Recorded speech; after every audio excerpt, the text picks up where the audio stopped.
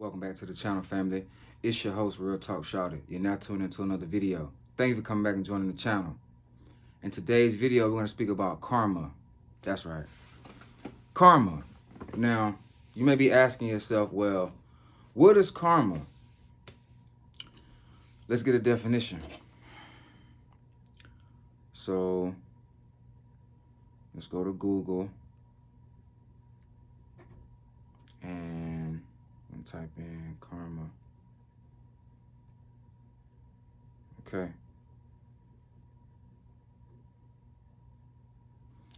Now, the meaning of karma, according to Google, states destiny or fate following as effect from cause. Another meaning is the sum of a person's actions in this and previous states of existence, viewed as deciding their fate in the future, right? Karma. Now, you may be saying, well, real talk, I don't really believe in karma because, karma is like, some weird, fancy word that was made up in another land. I think it has something to do with, some type of religious type of culture like Hinduism, Buddhism, or what have you.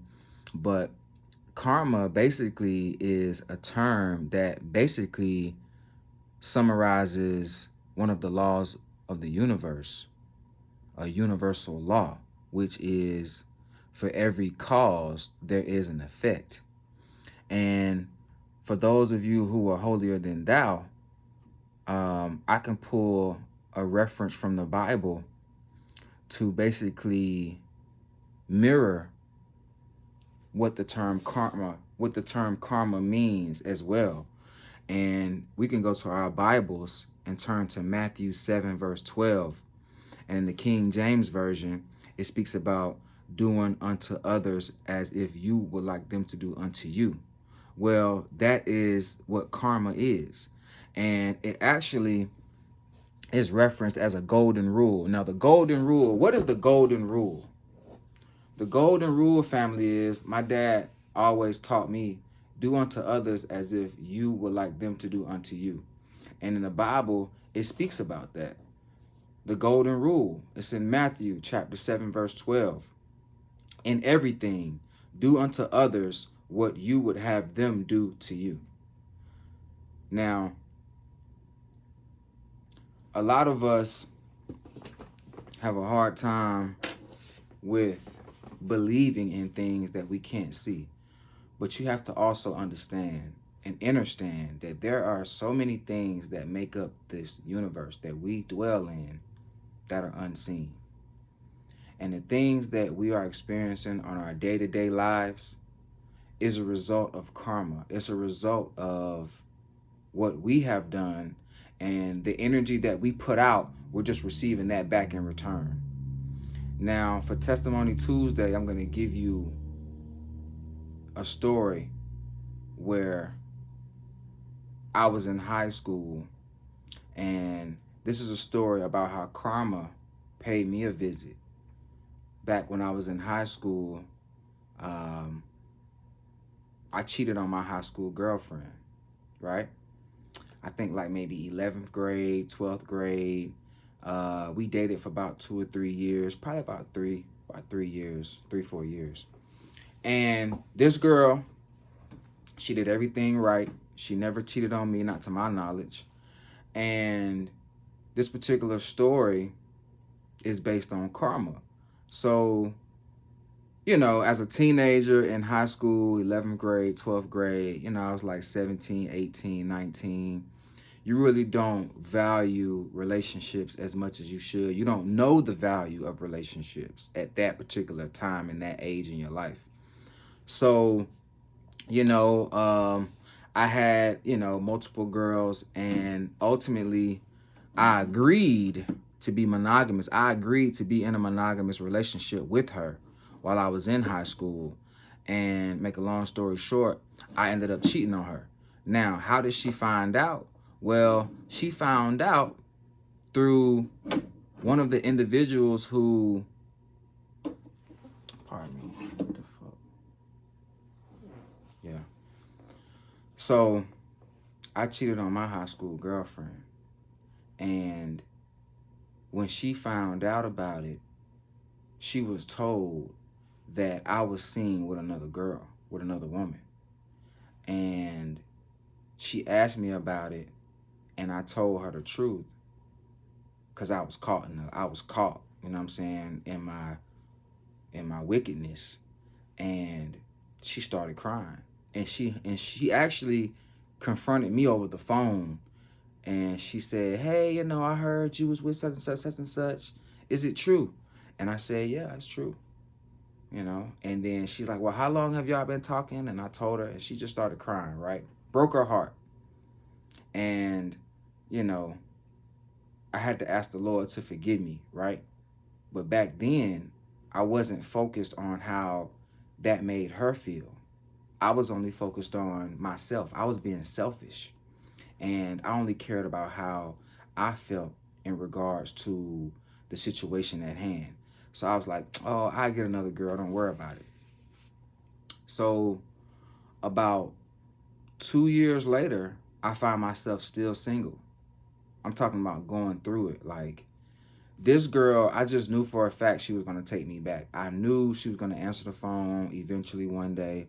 I knew I was going to be able to get back to her. I knew that she was going to forgive me, but she didn't. And she didn't verbally forgive me for cheating on her. She just moved on.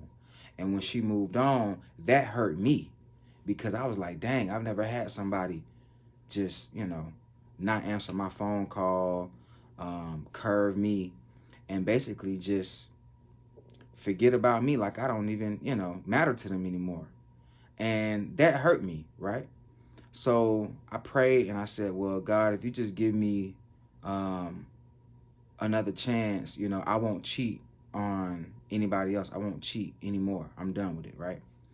So about 3 years later, 3 years go by, and I meet my next girlfriend, right?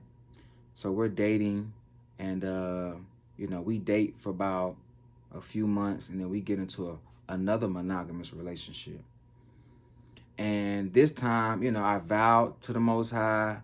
I really didn't know the Most High that well, but I've always been connected to the Spirit because I grew up basically in a church. But as, a teenager, you start to rebel and you start to go against rules and certain things that your parents and that your guardians put before you. So that's the mentality that I was in at 17, 18, 19. So now I'm like 22, 21, right? And I meet my next girlfriend. And this was after I've been single for about 2 or 3 years. And I'm talking about single, lonely, and just miserable. So I ended up meeting this girl, and I told myself, I'm going to treat this one right. I'm not going to cheat on her, and I'm going to be loyal to her. And I was. So fast forward 2, 3 years later, we get a place, we have our own apartment, we're living good, and everything is just fine. So I started doing music, like real heavy. I started being in the studio. I started having artists come over. I built the studio, at-home studio. I started having unsigned artists come over to the house to record their music. I started a record label, and I was just busy, busy, busy with the music. And alongside of the music, I also was doing like a social media reality show where we was doing something. I forget the name of it, but it was a episode. It was basically like a reality series that we were filming. So I was always busy. But I had this woman. I was in a relationship with, and I probably was on the road and in the studio for about a year straight. Like, not just like straight, but just like I was focused on that. I completely just put my girlfriend to the side, right? But I was loyal to her. And so one day, my brother and I were riding down the street, and my brother see this car pass by, and he's like, "Isn't that so-and-so's car?" And I was like, "Nah, she at work." He's like, nah, bro, that's her car. I was like, nah, bro, that ain't her car. She's at work. I mean, I'm pretty sure somebody else got the similar car that she got. You know what I'm saying? It looks like her car, but that ain't her. He was like, bro, that's her. I was like, okay, we about to go find out. So I step on the gas. Vroom. We catch up to the car. I look, and lo and behold, it is her, my girlfriend. So I'm blowing the horn like beep, beep, beep, beep, beep, beep. I'm like, hey, what's up? You know, where you going? You know what I'm saying? Thought you're supposed to be at work. I'm beep, beep, beep, beep, beep, beep. She just ignoring me, tunnel vision. She just, right? So I'm like, I know she hear me blowing this horn. I know she see me. Beep, beep, beep, beep, beep, beep. I'm looking. And finally, family, I see this dude pop up at the passenger seat. Like you know how you lay back in the seat and you chilling. So all of a sudden I seen a head pop up like this. I said, oh hell no. Excuse my language. Pardon the French. I said, she got somebody else in the car with her? I said, she tripping. I said, okay. Wherever they going, we going. So, make a long story short, I follow them. They pull over at a gas station. We have a conversation. Make a long story short, I caught my girlfriend cheating on me. Yes, cheating on me. And at first, I was upset. You know, me and the guy almost got to fighting. I think we did get to scuffling a little bit. But after that, I left and I was just completely mentally distraught. And I couldn't figure out why that had happened to me at that time. I'm like, I'm loyal. I haven't done anything wrong. I'm providing. I'm focused on, you know what I'm saying, making more money for us so that we can have a better lifestyle and, you know, all this, what have you. And it didn't dawn on me that that was my karma. And I'm talking about, can you imagine being with someone 4 years prior and you're with someone that's loyal to you, but then you cheat on them, right? And they do nothing wrong to deserve you to give them that type of experience. But you say that you repent from that and you ask the Most High to forgive you for that, and He forgives you, right? But guess what? You still have to experience that same, you still have to have that same experience you gave someone else. Why? Because it's a universal law. Do unto others as if you would have done unto you. Because karma is a universal law. It states, for every cause, there is an effect. What goes around comes around. Whether it's from the same person or whether it's from the same day, or whether it's from another person years later, or whether it comes back to visit you months and years later, you will experience what you have put out, because that's karma. And that's for good karma and bad karma. In this particular video, I'm giving you all an example of bad karma in regards to the things that I have done to others and have experienced them being done unto me. That's karma. And that's the golden rule.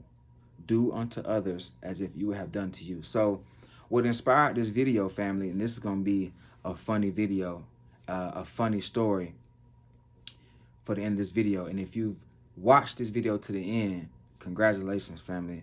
I really appreciate you for supporting the channel. Now, the story that inspired me to record this video was based off of a few Fridays ago. I had took my son to go watch Ninja Turtles because he had been asking to go see the movie for a long time since it came out, and I've just been really busy lately. So I finally took him to the movies. Well, we get to the movie theater, and halfway through the movie, I look over and he's asleep. I'm talking about just sleep, cold. And I'm like, didn't you ask to go to the movies and you fell asleep? That's not normal. And we always go to the movies, right? He's never fell asleep on a movie. And so we ended up driving one of the vehicles that we don't drive on a daily basis. So sometimes you have to jump it off with a jump box. So we leave the movie theater, go outside, go to the car, and the car needs a jump off. So I get the battery, I get the jump box out the trunk, and I'm charging the battery up. So we're sitting in the car while the battery's charging, and he falls asleep again, family. And I look over and I'm like, it's a Friday evening, and you sleep? I'm talking about like just like drained type of sleep. So I'm like, hey man, wake up, wake up. I'm like, man, what's wrong with you, man? What's going on, right? Because this isn't normal, and something got to be wrong.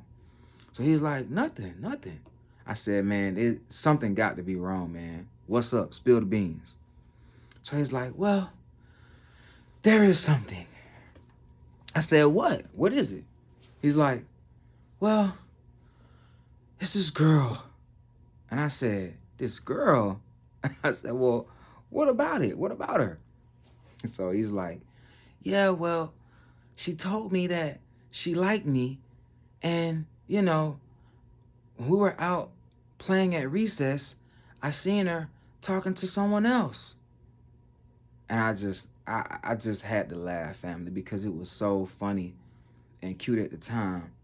But I had to explain to him, like, son, you can't get upset. You can't let someone drain you of your energy strictly because you see them talking to someone else. See, as adults, we understand how to operate amongst other adults in regards to relationships, partnerships, um, associates, what have you. But as children, they mimic adults, not knowing how things really go. So he's just so frustrated that he's seen this girl talking to someone else after she told him that she liked him. So I had to explain to him, like, son, listen, just because she says she likes you doesn't mean you're the only person she's going to talk to. She's going to talk to other people, and that's okay because you all are just friends. And I said, imagine if she felt some type of way if she seen you talking to someone else. I said, how would you feel if she got mad at you for seeing you talk to someone else? And he was like, yeah, that's not fair. I said, exactly. So you have to give her the time, give her the space to talk to who she desires to talk to because you can't control her. Only thing you can control is yourself. So next time when you see her or when you see anybody busy talking to someone else, find someone else to talk to. I'm pretty sure there's other people you can talk to. And he's like, yeah, I can talk to this person and this person, this person. I said, yeah. So all of a sudden he started smiling. But it was funny to me that I'm like, wow, is what I'm doing affecting my son? Because this girl really had him distraught the whole, like halfway through the movie, this man slept. Then we got outside, got into the car, and he went to sleep again. Like he was just, his heart was just broken. His heart was broken, family. So I had to fix it. But make a long story short, even in the Bible, it speaks about how we are paying for the sins of our ancestors. And what that basically represents is karma as well. Because the things that we do, we don't know how far it reaches. We don't know how much it permeates through the universe. And it has ripple effects. And a lot of these things follow you and follow us generation through generation through generation. It's called a generational curse. That's why it is up to you to break that generational curse in your family. It is up to you to do something different. Your whole family is dependent on you. Your whole ancestral lineage is dependent on you. Why? Because it's your time. It's your time to break strongholds. It's your time to break generational curses. Because the time is now, family. So with that being said, I hope this video has been edifying to you. If it has, go ahead and hit that like button. Feel free to leave a comment and hit the share button. And if you haven't joined the family, go ahead and subscribe and hit the notification bell. This has been your host, Real Talk Shawty. I'm going to get it to y'all next video. All praises to the Most High. Glory be to the Most High. Shalom.